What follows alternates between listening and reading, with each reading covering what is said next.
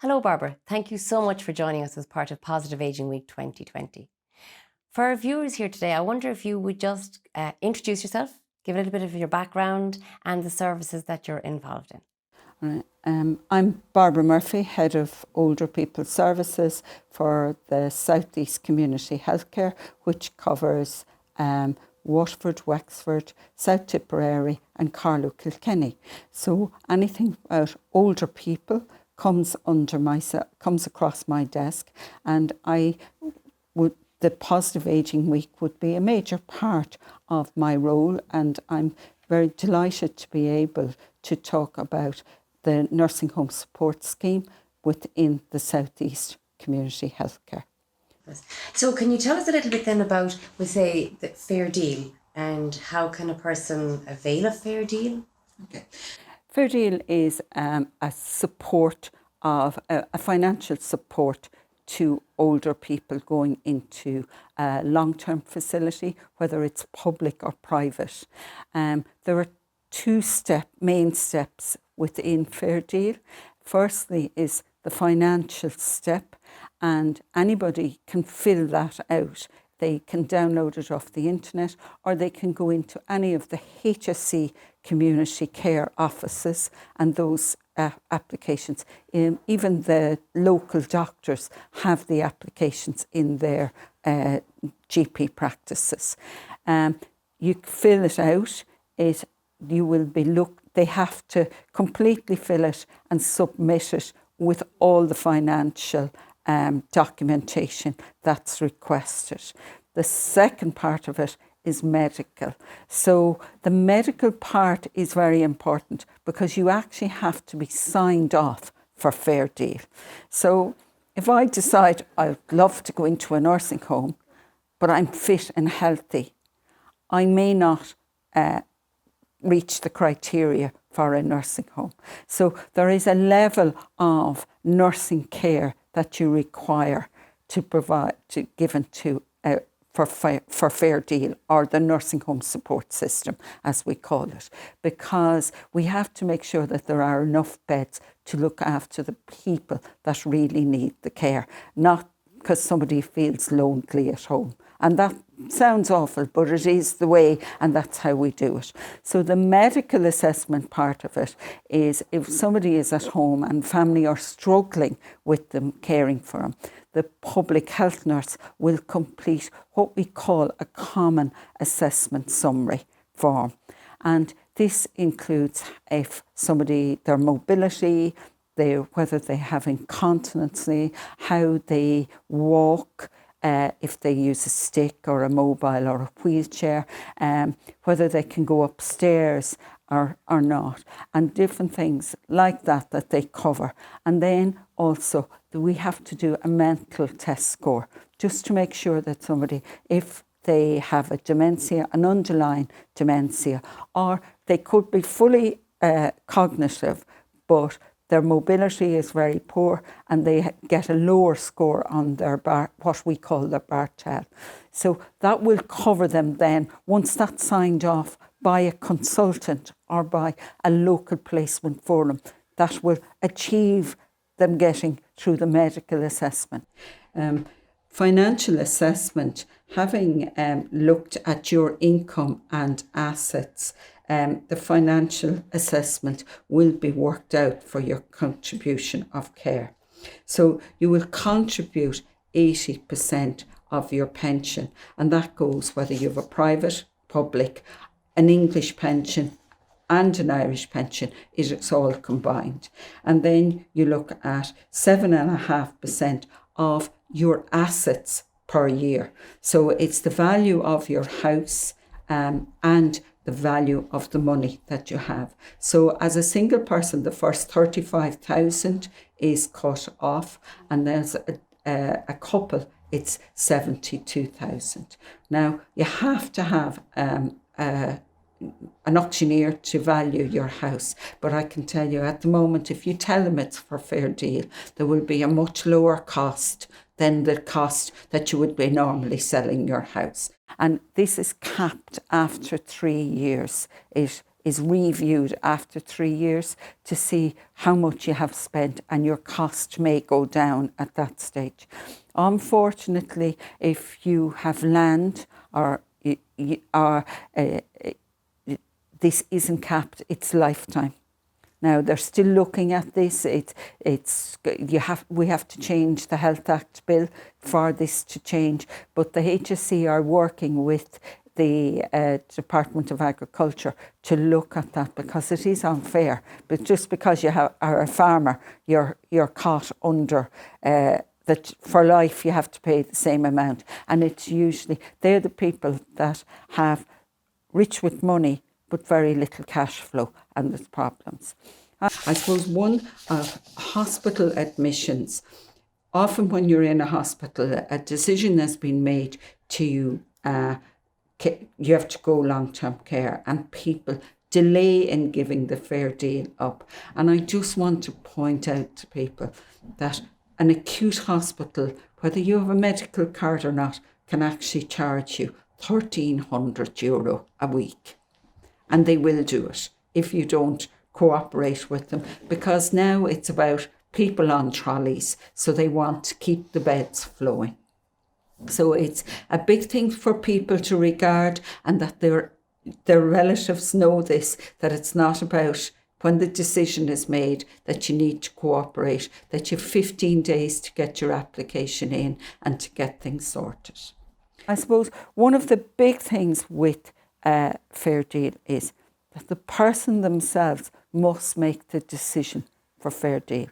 So I can fill out a form as a daughter or even as a healthcare worker. I can fill out the financial part, and I can fill out the medical assessment. But from the medical assessment, the person themselves must sign the form. They have to agree. So it's not about where I decide, well, I've had enough at home of my mum and dad.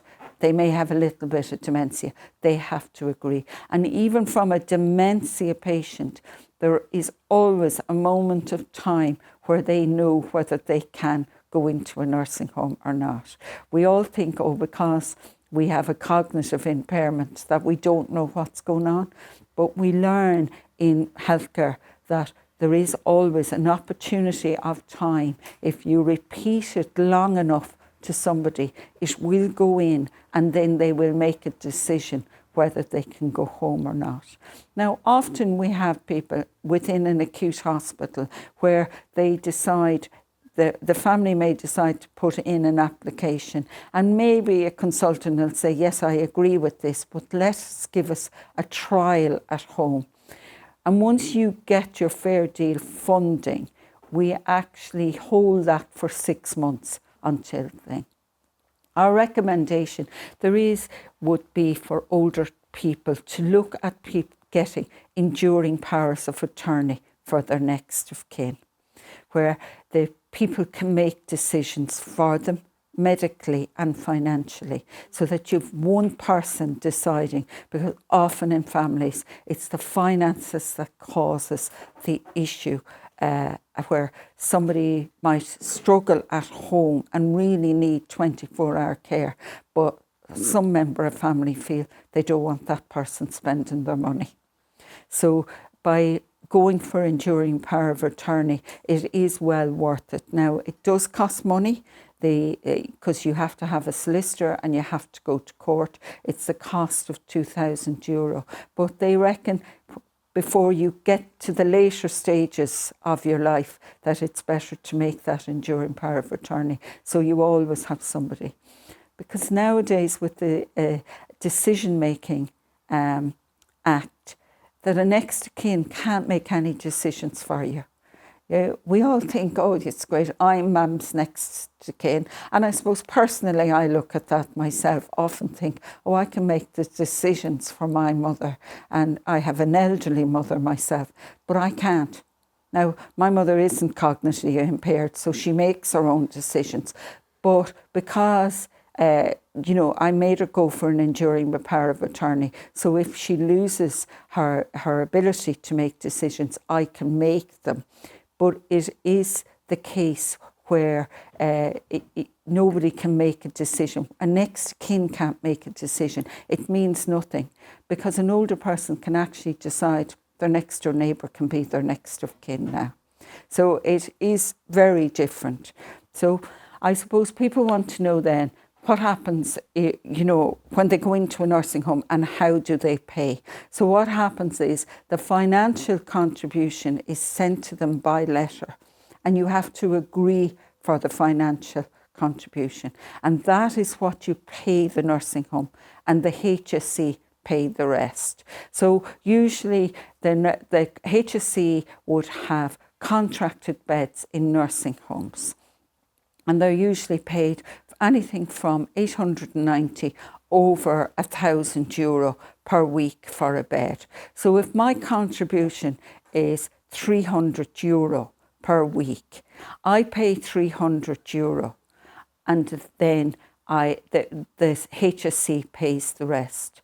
But the one thing that I tell people about the nursing home support system, there is always in a private nursing home an extra charge. And when people are going in, it's the question that they have to ask the nursing home: what charge is extra coming in? And it usually can be anything from €10 a day to €10 a week. It depends on the nursing home, because what it is it's a charge for laundry or activities. In the public sector, they don't charge for activities, but they will charge for laundry. So, but as part of your contract of care in either area, public or private, you have to sign that, and you know what charge you're being given. So if you're being charged for your prescription, you will know that by your contract of care. And people need to realise this going into a nursing home, as well as the nursing home support that they have to pay. They also have an extra charge, and often people don't realise that. So you have to take that into account from your savings, because it's often maybe €200 extra a month that they're paying, which is quite a bit when you think of it, because somebody going in, their pension actually drops down. Because if you're living at home on your own, an older person that lives alone gets an extra €20 a week, and they get the fuel allowance and all these things. But all of them are gone when you go in, yet you're still paying for electricity in your house, and you're paying insurance. So like that is, all these things have to be taken into account when you're going into a nursing home, and people don't think about that. So when you're looking at your savings and how you're going to manage it, this is what you have to take into account. And anybody can ask for a review of their payments. After a year, if they felt, I'm paying a lot out for insurance on my house, or paying electricity and property tax, can I get this reviewed as my savings are going down? And the nursing home support offices will always do that for you. Okay. I suppose the other factor that people like to know about is, if I'm in an acute hospital and suddenly I'm told I have to go to long-term care, then I need my family, and I've never thought of long-term care before. Maybe I've had a stroke and suddenly can't go home. I fill out the fair deal, I'm signed off for it. So the family must make contact with the nursing home. The nursing home owners prefer to talk to the family members or to the person themselves. They do not want to talk to nurses or discharge coordinators. They'll communicate about the discharge date, but they actually want to talk to the family so that they know it's not the nurse, it's not the hospital that's pushing this person out, that everybody has an agreement, that the fair deal has been signed by the relative and so forth, so that everything is up on board, and also that they'll be told about the charge, about the visiting, and everything that's available to them in the nursing home, and they go down on a nursing home list for that reason. And we would recommend that you ring a couple of nursing homes so that you're down on a couple of different nursing home lists. Because the acute hospitals now, to keep the flow, you may not get your first choice or your second choice. You may have to be assessed by a nursing home who has a bed, and then when your first choice comes, you will be moved to that nursing home, and your fair deal automatically moves with you. And that's always somebody's worry, is if they're moving nursing homes, do they have to apply again? So it doesn't happen. You can actually move with the person. It moves automatically because the first nursing home has to sign a discharge form and send it to the nursing home support office, and the new nursing home signs an admission form. So we just put it up on the system. You're now in B instead of A nursing home. You could be moving counties. This happens quite often where somebody goes, say they live in Waterford and their family all live in Cork. They go into a nursing home Waterford and realise I'm not getting visitors because all my friends are getting old and can't visit me anymore. So they move where their nearest family person is. And this happens quite often. On a weekly basis, we would have people moving about. So, we try to give a fair process, and it is a fair deal for people. So it's well worth it for people to think about, how they can manage. Barbara, if a person feels that they don't qualify for a fair deal, what would you recommend that they do? Well, I suppose they could go privately, but you need to be very clear that you're not going to think, because you could go into a nursing home, and I know people that have been in nursing homes for 10 years. So what I always recommend, it doesn't matter how much money you have, put your application in to Fair Deal and let them decide what your contribution of care is. And yes, if it's over the contribution, but you're on the books and you can always ask for the review. So if you go in and maybe the first year you haven't, but you want to remember when you're going in privately, you'd have to do a deal with the nursing home because they could be charging you €1,500 a week. So your money runs down very quickly. So if you look at, you could be paying $6,000 a month. So if you look at that, it's $72,000 a year. So if you're living for 10 years, at some stage you will become, it would become viable for you to be able to apply for Fair Deal. So I always recommend people put their application in. Let us tell you that you're not, don't meet the criteria, but you're on our books and we will review your savings whenever you want to happen. Because you might have shares that collapse and worth nothing, and you can come back to us and say, well, I've lost 200,000 or 300,000 on shares, and that makes a huge difference to people and their families. So and a lot of these people don't actually have cash assets. They're in the bank, or they're with shares, or they're in land. So it does make a huge difference. Before we finish up, if you were to recap on the top 3 or 4 things that you would say to remind people about today, what would those be? Remember that you make the decision, not your family, that you must sign the form. You need care. It's not about being lonely at home. There is other options out in the community for people that are lonely. Like we have, contact projects. We have day centres. People have Meals on Wheels, both public and private. Home support workers going in.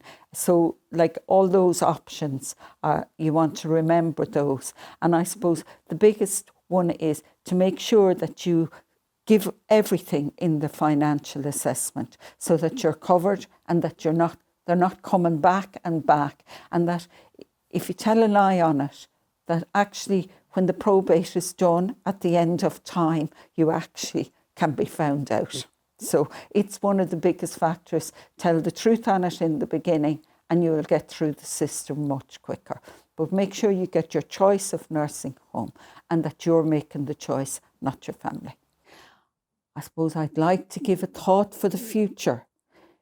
You're not the victim of the world, but rather the master of your own destiny.